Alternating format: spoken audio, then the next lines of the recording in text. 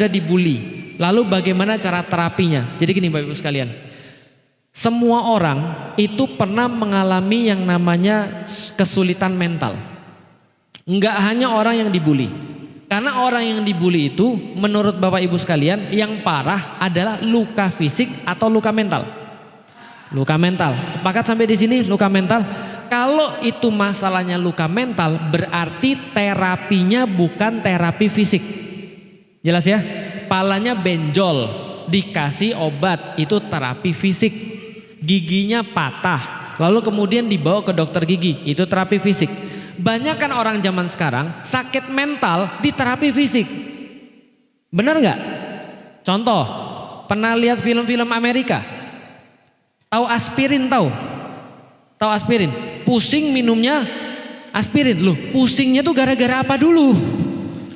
Pusingnya gara-gara apa? Minumnya aspirin. Lihat ya, metode pendekatan barat itu selalu apapun hajarnya fisik. Karena mereka nggak ngerti ruh. Sedangkan yang namanya non fisik itu yang harus dibenahi adalah non fisik, ruhnya. Maka lihat Rasulullah Shallallahu Alaihi Wasallam bagaimana cara beliau menterapi orang lain dan menterapi dirinya sendiri dalam rangka untuk membahagiakan. Maka itu yang saya sampaikan, bahwasanya terapi non fisiknya Rasulullah pertama adalah apa? Sholat. Itu terapi non fisiknya Rasulullah. Makanya ketika Rasulullah lagi sedih, dia bilang gini, Bilal, saya pengen sholat, azan dong. Atau dia langsung sholat aja. Atau dia bilang kepada Ibnu Mas'ud, bacain saya Quran. Itu terapi Rasulullah dengan dibacain Al-Quran.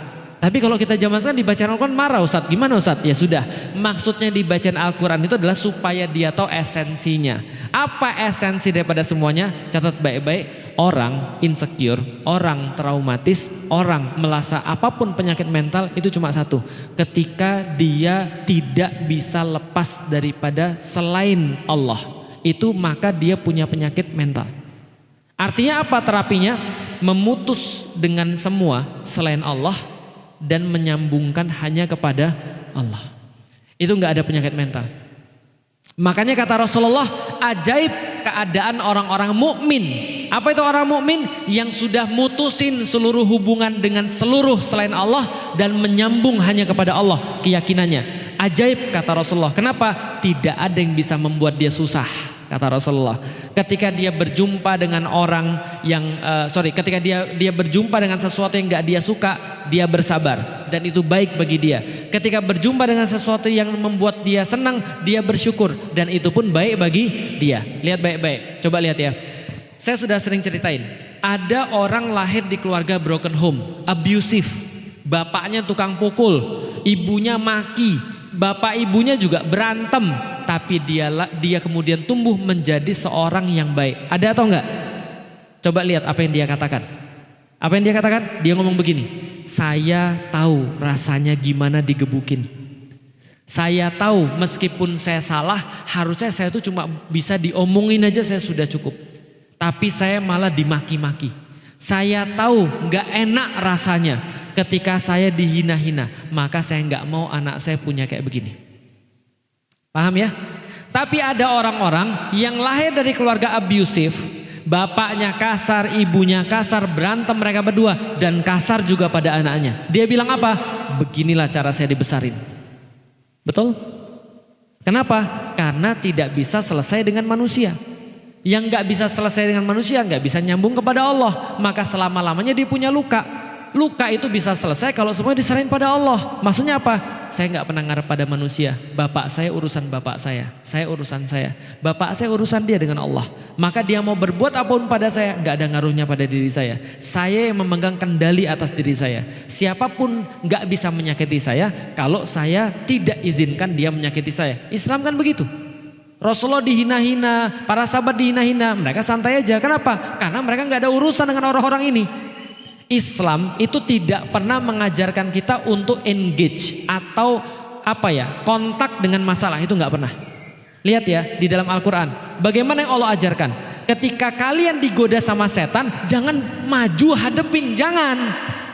Apa kata Allah? Fasta'idz billah, mundur dan minta pertolongan kepada saya. Nggak ada urusan sama dia, urusan saya cuma sama Allah. Gitu kan ya. Maka orang-orang yang punya kayak tadi akan bangkit. Saya dibully orang nggak? Dibully, sama. Masuk SMP, hari pertama pisau di sini. Namanya orang Palembang, pisau. Besok kalau kamu nggak ngasih duit 1.000, gitu kan ya. Besok kalau kamu nggak ngasih duit 1.000, ini pisau masuk. Saya bilang, wah luar biasa nih. Langsung saya nggak berani sekolah besoknya. Pura-pura sakit lah, apalah dan segala macam. Waktu itu belum ada Allah masalahnya itu kan ya. Terus apa yang saya lakukan? Akhirnya saya bilang, ya udahlah kalau begini terus saya nggak sekolah-sekolah. Udah adepin aja. Yang paling pol kan mati, gitu kan ya. Akhirnya besok saya bilang, saya nggak punya loh. Gimana orang saya uang jajannya 1.000 per 1.000 per pekan, gimana saya bisa dapat 1.000 per hari? Ya silakan aja lah kalau mau ngapa-ngapain. Akhirnya saya mikir, ya untuk nusuk orang kan nggak mudah, gitu kan ya. Nah itu nggak punya Allah. Kalau punya Allah lebih mudah lagi. Kenapa? Maafin orang. Namanya orang lagi susah. Namanya orang ngebully itu kenapa? Orang ngebully itu karena dia takut. Kan ibu-ibu pernah tahu orang takut itu kalau dia sudah takut dia akan melakukan hal-hal yang segala macam yang gak terduga oleh manusia. Bisa paham ya? Nah jadi orang ngebully itu orang takut. Maka kalau kita tahu dia tuh sebenarnya orang takut. Karena dia takut dia ngebully orang. Supaya dia gak dapat seperti itu. Bukan berani sebenarnya. Makanya orang-orang ngebully kayak gitu disuruh ngadepin yang lebih tinggi daripada dia. Gak berani. Berani kan cuma sama yang lebih rendah. Kenapa? Karena dia takut. Gitu maksudnya. Nah kita kasih tahu dia, udah jangan pedulin manusia. Anak saya juga dibully sama, gitu kan ya. Cuman orangnya juga baperan juga. Maka apa yang saya nasihatin pada dia? Saya nasihatin kalau kamu itu nyarinya manusia, maka sampai kapanpun gak akan pernah habis.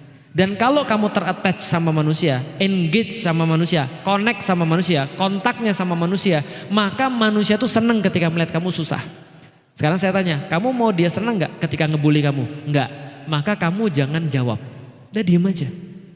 Tapi nggak bisa gini. Nah kalau kamu jawab dia senang, dia menang. Kenapa? Karena dia menguasai hati kamu. Tahu nggak yang orang cari dari bully? Dia bisa ngontrol orang. Paham ya? Ibu-ibu juga sama. Ketika jahat sama orang ya, kita tuh pengen ngontrol orang. Coba lihat ya, di rumah tangga, ibu ngomelin suaminya supaya apa? Ada respon, nurut, ngontrol. Betul kan ya? Sama kayak suami lagi marah-marah sama istrinya. Yang dia perlukan tuh kontrol. Saya udah cerita kemarin kan ya. Kalau Anda kasih dia kontrolnya dalam perkara memang dia adalah suami Anda, dia justru akan berubah. Ya udah silakan nih, saya adalah memang milikmu, udah silakan. Tapi kalau dalam kasusnya pembulian, jangan dikasih kontrol. Karena kalau rumah tangga, ya memang rumah tangga. Mau gimana? Gak bisa lagi kalau rumah tangga. Ya memang sudah suami istri harus, ya ibu-ibu kan sudah saya kasih tahu sumber perbaikan. Kan gitu kan ya. Nah kalau sama orang-orang yang di luar, bully, jangan dikasih kontrol. Misal, Iwan, bapak saya namanya Iwan. Iwan, mau kemana Wan? Kalau saya bilang, bapakmu, dia seneng gak? Senang. Dia mungkin langsung ini saya langsung dibukul dan segala macam. Karena kenapa? Dia punya alasan untuk bergerak lagi. Maka jangan dikasih, setan itu jangan dikasih makan. Paham ya? Kalau setan kita kasih makan, setannya tambah kuat atau tambah lemah? Kalau ada orang ngebully jangan dikasih makan. Ada orang ngebully jangan dilayani. Kalau ada orang hina jangan dilayani. Cara paling bagus untuk melayani orang-orang yang ngebully adalah lewat dengan tenang. Makanya ada anjing menggonggong kafilah tetap berlalu. Kenapa? Karena anjing itu di dalam Al-Quran dikasih tahu, dia mau kita itu suka sama dia, atau kita nggak suka sama dia, atau dia suka sama kita, atau dia nggak suka sama dia tetap menjulurkan lidah. Paham ya? Maka manusia yang normal tahu bahwa ketika anjing menjulurkan lidah itu bukan karena nggak suka sama dia, karena dia memang anjing. Bisa dipahami maksudnya? Enggak, ini saya kasih tahu loh maksudnya. Jadi gini loh. Kita kan punya diri kita. Yang bisa ngontrol diri kita siapa? Lah kalau ada orang marah ngelihat anjing menjulurkan lidah, itu berarti dianya kan nggak bisa ngontrol diri dia sendiri. Ya kan ya? Memang anjing ya begitu, menjulurkan lidah itu kata Allah di dalam Al-Quran bukan kata saya. Nah artinya apa? Pertama kalau ada orang ngebully sudah attachment pada manusia diputus, gitu kan ya. Artinya contoh kalau anak kita sudah dibully kita samain pada dia, namanya manusia ya begitu. Kalau nanti kamu tetap ngarap manusia itu baik sama kamu nggak pernah akan merasa tenang. Tapi kita merasa Allah itu udah menghargai kita.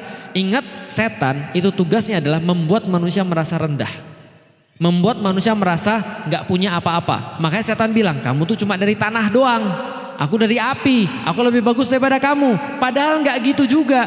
Tugas setan membuat Anda putus asa. Sehingga Anda bunuh diri, Anda jauh daripada Allah dan seterusnya. Maka sampein pada orang-orang yang sudah dibully. Sampein pada dia, kamu mau yang ngebully kamu senang atau kamu gak mau kamu mau yang ngebully kamu senang atau kamu gak mau yang ngebully kamu senang. Kalau nggak mau, jangan berbuat sesuatu seperti yang mereka inginkan. Jelas ya? Ada orang ngebully saya. Apa yang dia inginkan? Saya marah. Betul? Saya nggak mau marah karena saya nggak mau buat kamu puas. Kenapa? Karena urusan saya hanya pada Allah, bukan kamu. Felix Xiao itu gini. Bodoh amat, saya dakwah cuma karena Allah, bukan karena kamu. Kamu mau ngomong apa aja terserah kamu. Kenapa saya dakwah hanya karena Allah? Kalau Allah nggak suka saya dakwah, saya pasti dimatiin sama Allah. Sudah selesai Lik tugasmu. Atau guru, kalau guru dengerin. Lik dakwamu sudah cukup, udah jangan dakwah dulu, belajar dulu. Saya belajar. Maka kita perlu dibentuk karakternya. Nah insya Allah kalau karakternya sudah dibentuk seperti itu, mudah-mudahan kalau dia sudah lepas dari manusia dan hanya pada Allah, dia insya Allah akan tahan terhadap apapun. Insya Allah. Oke, ada yang lain silakan. Yang kedua. Oke, benar yang kedua. Tentang hadis, ini hadis yang terkenal dengan hadis wali Allah. Itu hadis yang saya sampaikan tadi. Allah tidak akan ridho pada hambanya sebelum kita melakukan kewajiban-kewajiban. Tambahannya adalah ketika kita sudah melakukan kewajiban-kewajiban lalu menambahkan dengan perkara-perkara sunnah, maka Allah mencintai kita. Kalau Allah sudah mencintai kita, maka kata Allah, aku akan menjadi matanya yang dia melihat dengannya. Aku akan menjadi tangannya yang dia berbuat dengannya. Kemanapun dia pergi akan aku lindungi, permintaannya akan aku kabulkan. Maksudnya adalah apa? Ketika dia ngelihat Allah, dia ngelihat dengan pandangan Allah, dia nggak bisa ngelihat kecuali yang bagus. Paham maksudnya? Dia ngelihat orang, lihatnya yang bagus-bagus. Dia ngelihat hal-hal yang jelek, dia nggak mau. Itu nama pandangan Allah. Allah yang jaga pandangan dia, cuma dikasih kepada yang bagus saja. Dia nggak bisa ngelihat kejelekan orang lain misalnya, nggak bisa ngomongin orang lain. Nah itu berarti mulutnya, lidahnya sudah menjadi lidahnya Allah. Tangannya sudah menjadi tangannya Allah, berbuat yang baik-baik sesuai syariat, itu maksudnya. Dipermudah berbuat yang baik-baik. Dia minta akan Allah kabulkan, dia kemanapun akan Allah lindungi.